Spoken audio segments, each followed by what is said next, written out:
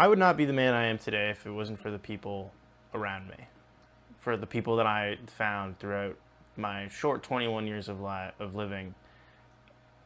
I would not be the person I am today. The morals that I have all come from the people that I found, the people that were provided with me with, you know, going to the one school that was in my town, or my mom.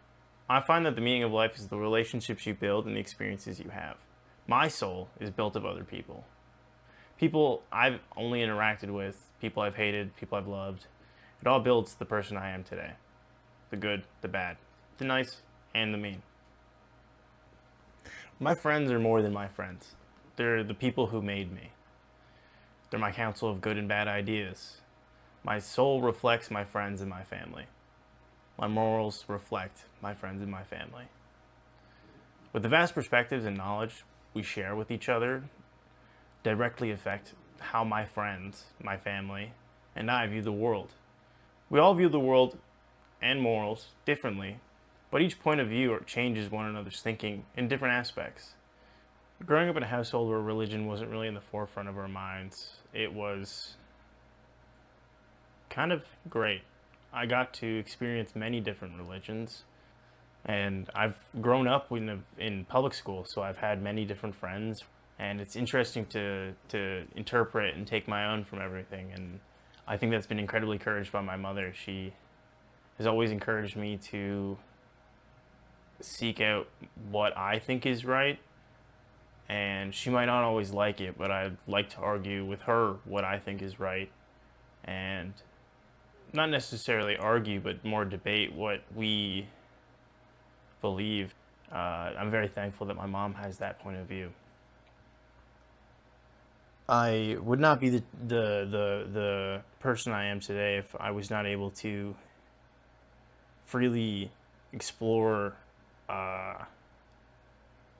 everything about myself. I was encouraged by my mother to just be happy, and that's all she wanted. And that's a heavy burden to bear, but it's it's pretty easy in that aspect. I grew up in a religious household. For the first 12 years of my life, I based everything off of what would be considered right in the eyes of God, and I couldn't imagine my life another way. Around the age of 12, I realized I might be queer. All of my ideas and morals and what was right and wrong in the world began to fall apart. One of the major things I had been told my whole life was wrong and immoral was something that I myself couldn't control, no matter how hard I tried to change.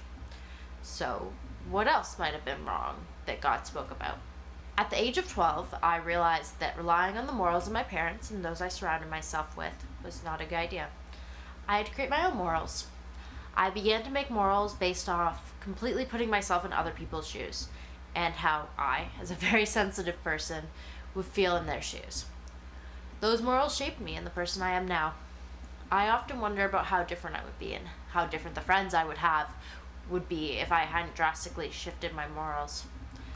I feel that even though I no longer have a belief in the afterlife, I now focus more on the life that I'm living and how what I do affects the people around me. Working in the service industry, I see people in all different walks of life coming into my work with different intentions. Some people love to talk to me and have real conversations. Others see me exclusively as the person who grabs their food. At the end of the day, the moments that I remember most of all are those conversations and those moments. A person can go through their life not stepping out of their comfort zone, in their own little bubbles, and allow every day to look the same. Or they can go out of their way and change their own rhythm and make meaningful experiences with others. None of us will be remembered in 200 years, whether we make those interactions or not. So why not go out of our ways to make our small lives more meaningful to ourselves and those around us?